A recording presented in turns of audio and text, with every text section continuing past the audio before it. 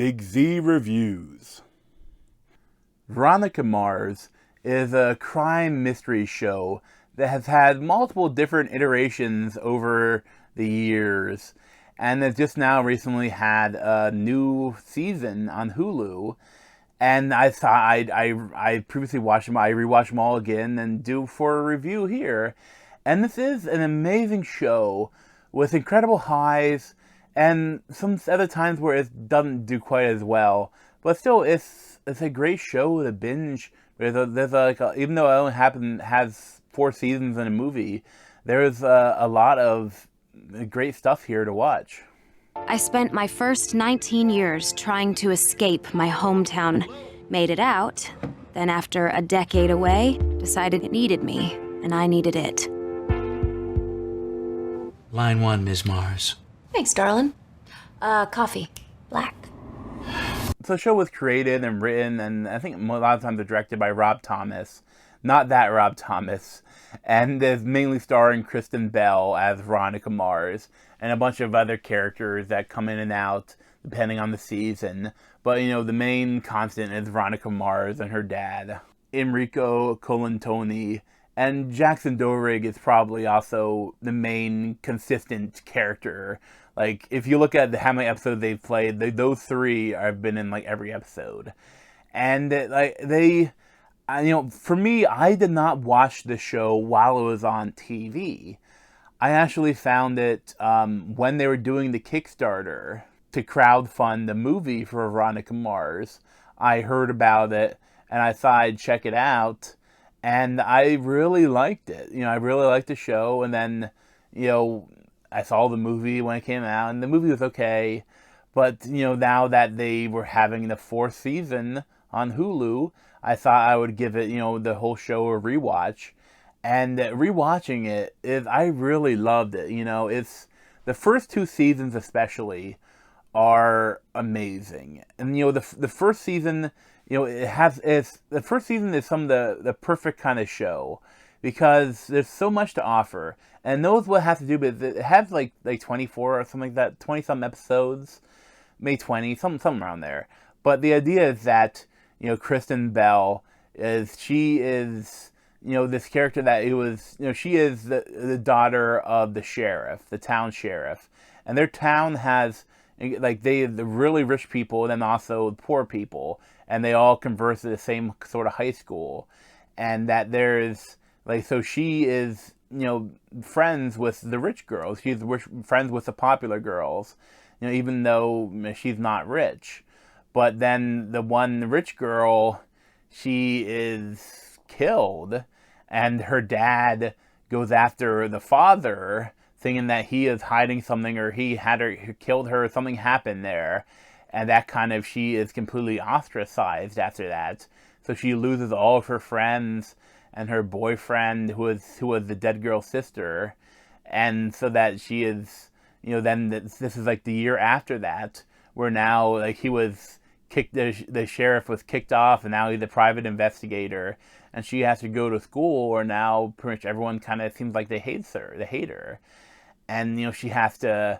I really liked how the thing is formatted, because you have episode to episode, you have smaller mysteries, like she's solving cases, she's helping students find out who actually did this, or who there's all these little mysteries that provide beginning, middle, and end to each episode.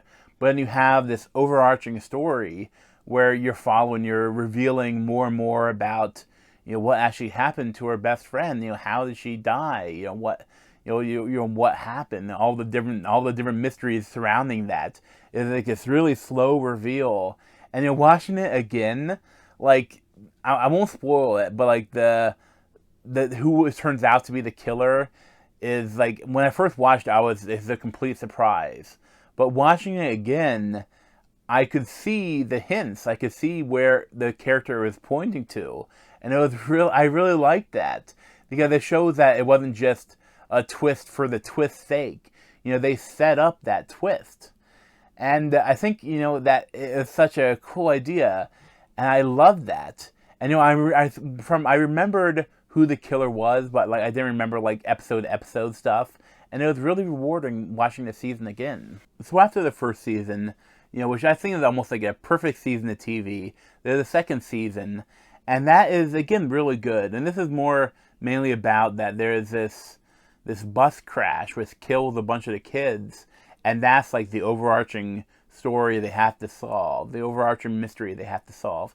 And then again, you have a bunch of different smaller mysteries episode to episode that lead up to all the big reveal.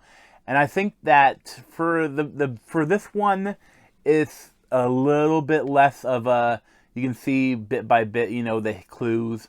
I mean, looking back, there are different clues for who it was, but I think the twist, it wasn't as, I think it was more, they're trying to be as surprising as they could to try to match the first season, but still it created a great mystery and a great, reveal, and another amazing final episode. Like, I feel like the first season, the finale for the first season is maybe like the best season finale of any show ever. I mean, that is an amazing episode of TV. And, they do a lot great in the second season, too. And it's pretty cool they're seeing all the different characters that go in and out. They see a lot of young actors, that they being in the show before they got big. And there's a lot of great stuff here in the second season, too. But in the third season, you kind of see where the show is starting to fall off the rails a little bit. First, she, of course, was a senior in the previous year. So now she's going to college. And so they have to try to figure stuff out. I think the biggest problem with it is that there isn't any big overarching mystery they have to solve. I mean, there is a mystery. There's like a serial rapist that rapes girls and then shaves their heads. And that was introduced in the previous season, like as a one episode thing where she has to prove it wasn't her one friend that did it. And but that is kind of solved like partway into the season. Then there is another mystery where the person is murdered and they have to solve it. Then that's solved, and they still have a couple episodes at the end, and it's like it doesn't. So you don't get that same feeling and it's not as strong, and you don't get the same as that's what it's. But it's still good. It's still a good TV and it's still fun. But I think there's also too, like, some of the drama is getting a little annoying because, like, previously, you have some, it's like a love triangle between, Kristen Bell, Jason Dohrig, and Teddy Dunn. And there's a lot of really cool stuff with that. And, like, it's characters you really sort of hate, but then you kind of like them.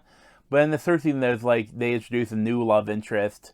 And some stuff is good, but some stuff is kind of goofy. And at a certain point, like, it's hidden those same notes. So it's not as impactful and, like, but it's still really good. And then, the movie is okay. The movie is fine. It's cool to see all the actors, what they look like now and having a little bit of a mystery. But, for this new season, for almost all of it, I loved it. The fourth, like, it's kind of cool, though, the fourth season, because there's a lot less episodes than the previous seasons of the show.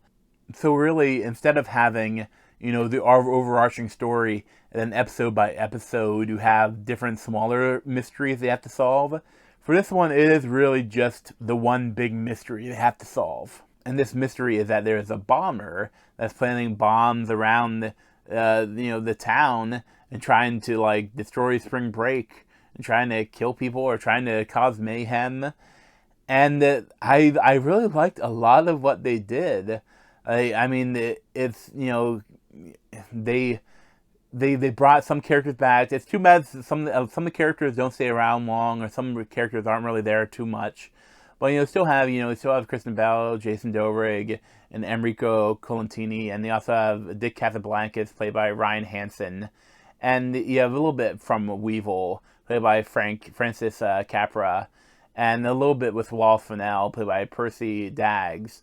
But that there's definitely, and there's some new characters introduced, but definitely mainly it's more focused, like, solely on Kristen Bell. Like, there's less of a character show. There's less people coming in and out as in previous seasons. But it is really focused on her trying to find, the killer. And that there's also one of the new characters is introduced is played by Patton Oswalt. And I mean, he is like he's kind of a funny character, and I like things they did with him. And I mean, there's some other new characters too, but then they have to repopulate the cast to have potential bombers. And the big thing, the Big Dick plays a big role. But like he is Dick Casablanca's dad, and he was kind of like arrested in the first season when Veronica uncovered that he was running like a Ponzi scheme, and that now he is back and he's trying to take over the town, kind of, and take over all the real estate. And you get a lot of other stuff too there, with he has his right hand man. But they had to repopulate things with so that you wouldn't know who is the bomber, and that the mystery for it goes pretty well. I mean, I like what they did with it. It is, I mean, I kind of see what I kind of foresaw what was going on, and I kind of saw what they're going to do, but it created for a really good season. I just kind of hate what they did at the very end, and to talk about it at all is a spoiler. So I'm gonna finish the main part of the review and do a little bit of spoiler after this. But for the show, I give it like a 9.5 out of 10 as a whole. But I give like the first season a 10 out of 10. The second season maybe like a 9.75 out of 10. Third season maybe like an 8 out of 10. And the fourth season maybe like a 9 out of 10. And so now full spoiler for the end of the fourth season. And also it'll impact everything else. So if you haven't seen the show and you want to see it, you definitely shouldn't watch this. But okay, so they find out who the bomber is, and they solve it. They save the town. They save everything. And then I know the whole time I kept thinking, I know that Patton Oswalt they commented about his bag, and that the second they commented about the bag, I'm like, oh shit, there's a bomb in the bag. And I knew that nothing happened from that, so I was waiting for something else. I was waiting for the other shoe to fall, and finally it's like, she's realizing, oh, they have to move the car for street cleaning, and then Jason Dohrig, after they finally get married and they're gonna have a happily ever after, and then now he gets exploded, and it's like, oh. And how they did it, like I've been with this guy for 4 seasons, and I watched it twice. And I like him. I like these characters. I should have been bawling. I should have been crying at him being killed. And I felt zero emotion. Maybe the only emotion I felt was annoyance at what they did. Because, like, they don't show him dying. Like, it's also, like they show an explosion. They show Kristen Bell getting smacked in the face with glass. And, I mean, it doesn't feel real. It feels like... And they don't give her time. You don't give even their character time to feel. Like immediately after that, you go 1 year later, and it's like, oh, go F yourself, go fuck yourself, dude. And I mean, because if you're gonna do that, you have to let your characters feel. Because like they're your avatars for this show, for this story. And when you don't let them feel, how are we supposed to feel? And I mean, it's someone, but they have a fake out. Point when they're going to get married, and like he sends a sorry, and then they think, oh, he's not going to do it. And I think they should have done that. They could have had Logan leave and not get married, but he gave her like a day of happiness just to have it ripped away. It feels like a big screw you to all the fans. Like I almost swear that Rob Thomas might hate his fans. Like, oh, you're going to have to make me do another season of this frickin' show. Fine. Well, go screw yourself. Sit and spin. You like that? You like that? Huh? You like that?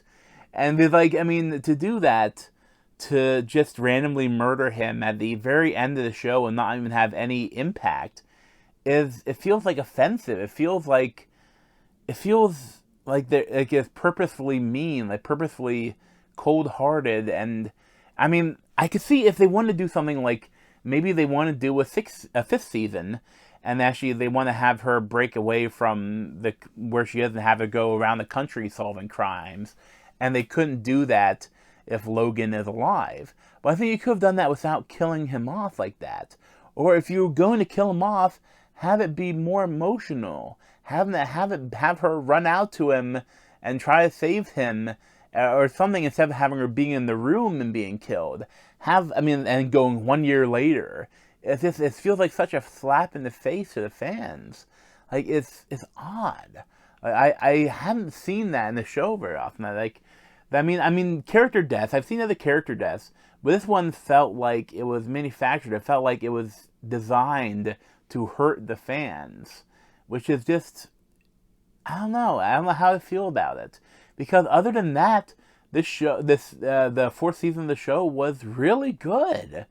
But it feels like it kind of an insult in how they did it.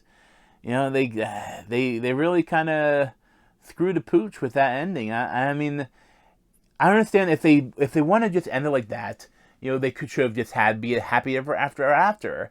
I understand though if they want to do another season and they don't want it, they don't want to have it be, you know, the still be together.